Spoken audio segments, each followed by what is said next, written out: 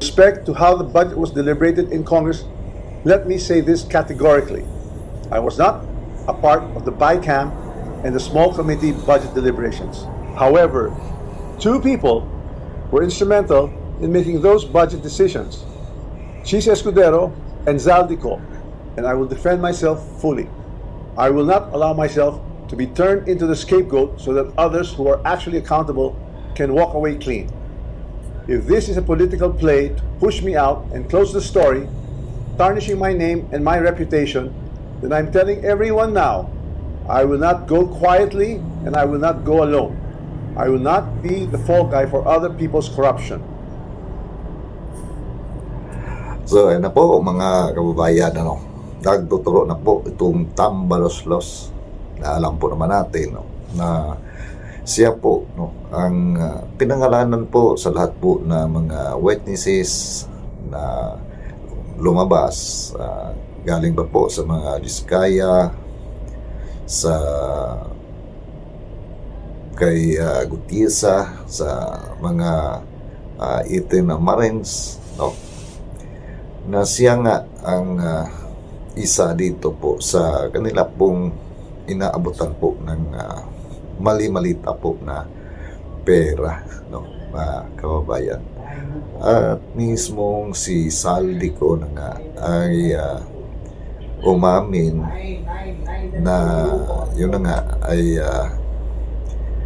si Tambaloslos yung pong utak at yung kanya pong pinsan sa nangyayari po na flood control scandal o ito pong trilyonis na nakawan po sa pera po ng bayan, mga kababayan. So ngayon po ay nagtuturo na hugas kamay dahil natatakot na po na pag-uwi ni Saldico ay talagang siya at ang kanyang pinsan ang ituturo po ni Saldico. Dahil yun nga naman po ang mga binitawan po ni Saldico sa kanya pong mga live videos na ginawa na sinasabi nga niya roon na kung sino yung pong talagang mastermind sa nangyayari po na malawakang nakawan po.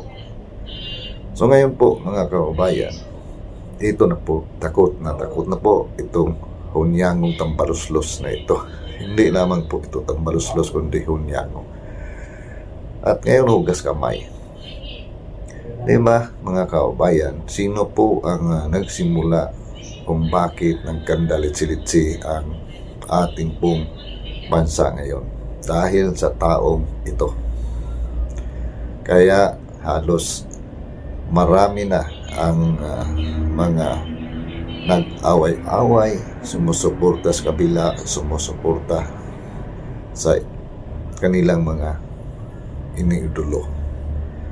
Dahil sa taong ito, mga kababayan, na siya po ang mataas yung kanyang ambisyon, na gusto pa nga niya baguhin yung konstitusyon dahil gusto nga niya na siya ay maging isang prime minister, mga kababayan. At nagpamudmod ng pera sa ating mga kababayan. At dala ang kanyang pangalan, kasama pa ang kanyang asawa. Pero yung pera na yon ay hindi po niya pera, kundi pera po natin, mga kababayan. Talagang walang hiya ang tao na ito. At ngayon, maghuhugas kamay.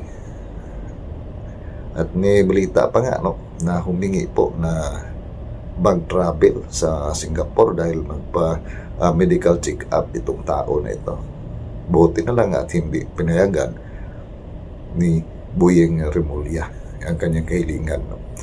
Dahil kung ito po ay makalabas po sa bansa, katulad din po ito ni Saldico, mga kabayan, na hindi na babalik at tuluyan pong nagtatago, dala po ang mali-malitang pera. Dahil ang tao na ito, marami na po siyang pera, kaya mabubuhay po siya kahit saan bansa po siya pupunta. Kaya yun nga ang masaklap, mga kababayan. Pera natin, sila ang nakikinabang. Tayong naghihirap, sila ang magpapakasaya. So, yun po, ang talagang realidad na nangyayari sa ating bansa. Kaya, kung darating man po ang halalan, sana po ay piliin po natin yung tama na talagang para po sa bayan. Huwag po tayong magpabudol muli dahil sa baka may uupo na naman na mga katulad sa taong ito, mga kababayan, na umupo dyan sa Kongreso at ginulo ang buong bansa. Dahil siya po talaga ang gumawa ng kaguluhan dyan po sa ating bansa. Marami po siyang binayaran ng mga vloggers para po ay siraan ang mga Duterte. Dahil alam po niya na pagka ang Duterte ang makaupo ay tutugisin po sila. Kaya po mga kababayan, so ito na po ngayon, takot na po ang hunyangong tambaluslos na ito. Tambaluslos na hunyango pa, buhaya pa. Tingnan mo yung mukha, mga kababayan, di ba? Sa mukha pa lang, wala na.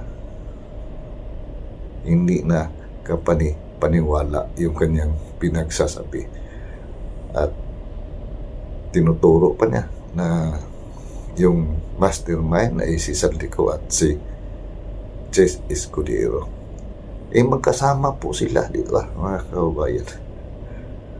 At sino ba ang House Speaker? Siya po, mga kababayan. So si Saldico po ay sunod-sunuran po sa kanya. Hindi po si Saldico makagawa ng ganon kalaki pong pagnanakaw kung wala po bakir na katulad dito ni Tambaluslos, mga kababayan. Dahil sa mga magandang pangako kay Saldico, kaya gumawa din po ng malakihang pagnanakaw. At siyempre ay binabahagi-bahagi po yan, mga kababayan. Binigyan si ganito, binigyan si ito. Ganon po ang nangyayari. At ngayon natatakot na ang hunyango na ito na buhaya, tambaluslos, Gustong magmalinis ang tao na ito. Wag po kami, Mr. Tambaluslos, hindi po kami pinanganak kahapon na kaya mong utuin. Grabe ang tao na ito, mga kababayan. Akala niya na madali lamang niya mauto tayo ng mga Pilipino. Diyan ka nagkamali, Tambaluslos, at harapin mo yan ang ginawa mong mga kabalustugan sa bansa. So ayan po, mga kababayan. Kayo, ano yung masasabi dito sa pinagyayaw nitong Tambaluslos na ito? Kayo ba ay naniniwala na wala po siyang kinalaman sa nangyayaring ito? Comment na lang sa ating comment section at maraming salamat po. See you po sa next video ko. God bless all of us.